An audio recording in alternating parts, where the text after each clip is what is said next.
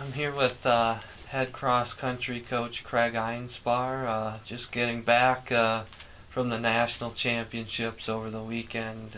Coach, start off just by kind of recapping the national championships on the men's side. I know you felt like they could potentially finish top 15 if they had ran maybe their best, but still a 21st place finish is pretty impressive at nationals. Well, we feel like if we can finish in the top 25 at the national meet, it's been a good year.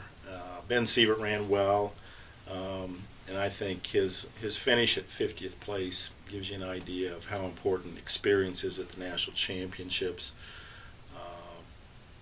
Last year he was, I think, 240th in that area, and this year he was around 50th or 51st, and so that experience is a big factor, I think, at the national championships in terms of how to handle the expectations and in the race, and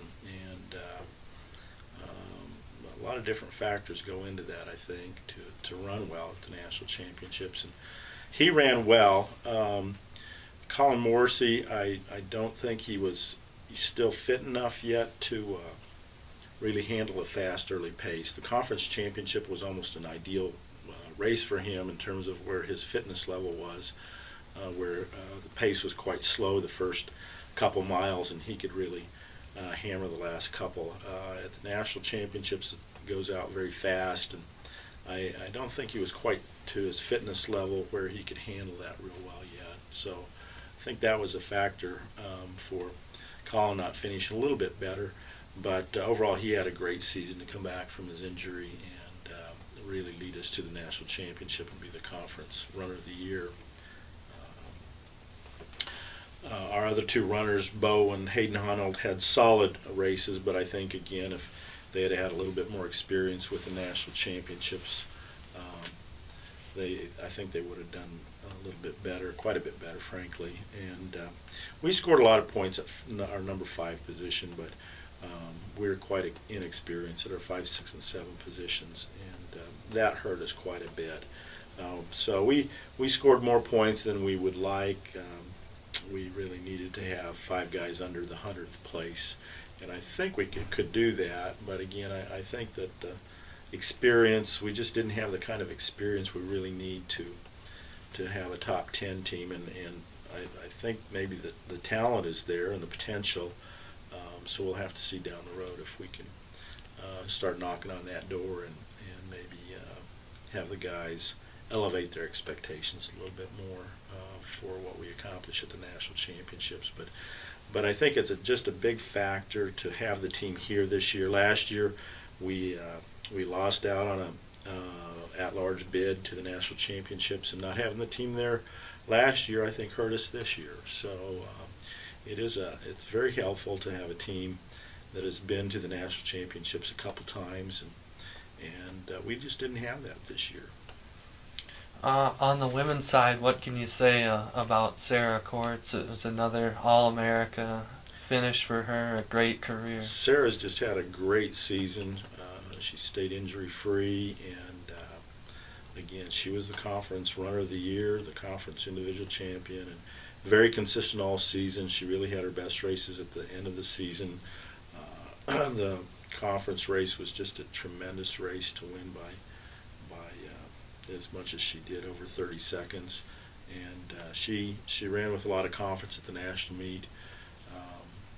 She got in the top 15 and ran there the whole race, and really finished well. To finish 2-time All-American in cross country, it's a difficult thing to do. It's because in cross country you do it on one day at one particular time, and you have to be ready on that day. And it's not like you can rely on a season full of statistics and so forth to accomplish that. Everything's got to be right on that day to finish in the top 30 at the national championships. So to be a 2 or even 3-time national All-American speaks very well for any runner, and that's difficult to do, and she did that and has just had a great career and really just a tremendous season this year. Jenna Schwallenberg also ran very well at the national championships, was just outside of All-American honors, And Jenna just got caught a little bit back in the pack in the middle of the race.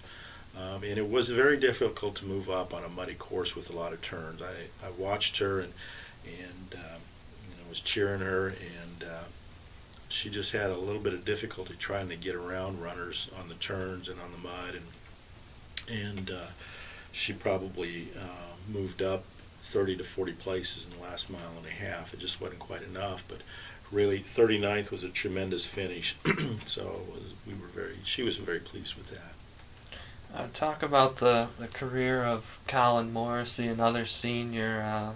Obviously, he battled through some injuries and gutted it out in the GPAC meet.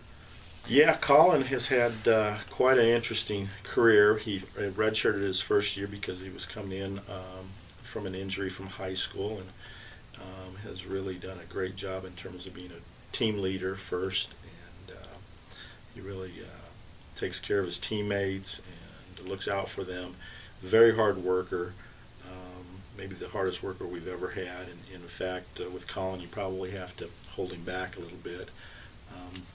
And he has had injuries over the years, on and off, and he's got through those and really had a tremendous finish to his season this year, being the conference champion and conference run of the year. Talk about the growth of both squads throughout the season. I think you had to be happy with how they came along. Yeah, I was extremely happy with how they came along. Our women's team is very inexperienced, and we had a difficult team to try to coach from the standpoint that we had two seniors that were very good and front runners. They could do different workouts that our younger, inexperienced women simply weren't ready for, and I was very pleased with the way our younger runners came along through the whole season and continued to improve the whole season, and had really very good attitudes and were very coachable. And the men's team was a little bit similar in terms of some of the health problems that we had to deal with early on, and try to get everybody on the same page. And it was a little bit of a young team. We had a fair number of sophomores and freshmen running in our top 10, and they did a great job. And again, they were extremely coachable. I was very pleased with Jordan Pacheba, and who's from Hastings St. Cecilia, and Taylor Mueller, who's over from the northeastern part of Iowa, and both had very good seasons as freshmen. And then we had a fair number of sophomores, but we had to overcome some early health problems with Adam Prallo and Colin Morrissey, and they really started to come around the later part of the season. And I think the team had to kind of hang in there to believe that they could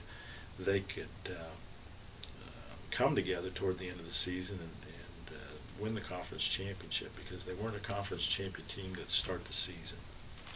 And finally, if you could provide just a quick preview on what to expect in 2013. Well, the men will return. I believe we're going to be returning 9 of our top 10 runners. We'll lose Colin, and you don't just replace the conference champion. So we have a good set of returners. We're still recruiting, but we have a very good group of returners. So I think that on the men's side, we'll again be a conference contender, and with the experience we've had this year, I think we'll be a considerably stronger team throughout, particularly in our 4, 5, 6, and 7 runners next year. A lot more older, more experienced guys in those runner spots, and that should help a lot. As far as our women go, it's going to be a wide open ball game.